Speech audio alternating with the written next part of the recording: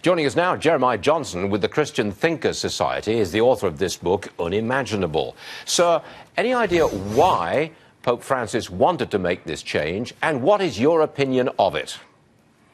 Well, first off, Pope Francis is talking about the modern version of the Lord's Prayer. As you rightly said, Stuart, he's not taking issue with the Greek manuscript evidence that we have. He's not taking issue with the Latin rendering.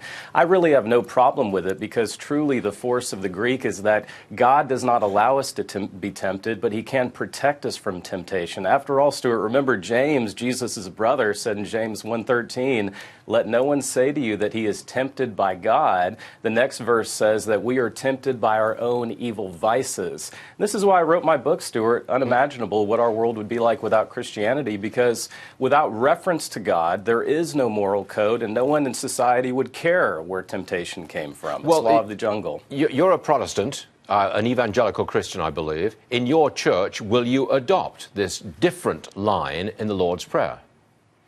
Well, what's so great about Christians, especially in the evangelical tradition, we believe in the priesthood of the believer, but this is also why Christians need to develop biblical literacy. I mean, when you think about it, most people think that Billy Graham preached the Sermon on the Mount, Stuart. I mean, biblical literacy is off the chart. We have the smartest Christians of all time in our churches, and yet the most biblically illiterate. And what this speaks to is, as a Christian, I know that there is overwhelming evidence for my faith, Stuart. I mean, do you realize as a historian, I have to appeal to Roman emperors, Stuart, for the exact same manuscript attestation that we have for Jesus of Nazareth. Truly, we have an embarrassment of riches. And I think it's really neat that in the Christian faith, we don't tell people how to think. We encourage people to think for themselves. Okay. And we can discuss modern translations and how they can get us closer to the original text. I want to raise the issue of Jerry Brown, governor of California. He says President Trump is not worried about climate change. Listen to this.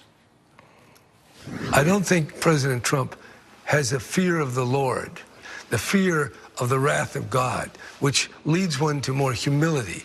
And this is such a reckless disregard for the truth and for the existential consequences that can be unleashed. The governor of California does not believe that President Trump fears the wrath of God. Your comment, Pastor? Well, my comment is I'm just glad to hear God being referenced in the conversation, Stuart. I mean, as I point out in Unimaginable, in a world without Christianity, no one would reference God. So I'm delighted by that. Secondly, as Christians, we are to suffer with those who are suffering. And as a hurricane evacuee, I'm thinking about many Californians right now who are having to evacuate their homes, having to have very uncomfortable discussions with their children. This is the beauty and the power of the Christian faith, that the scriptures tell us, Stuart, that God brings beauty from ashes. And I want to say this to the people of California.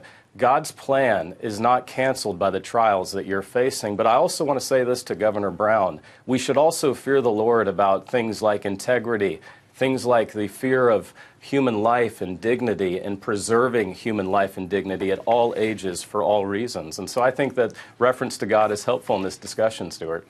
Pastor Jeremiah Johnston was the man who successfully evacuated during the great Texas flood, as I recall, evacuated safely.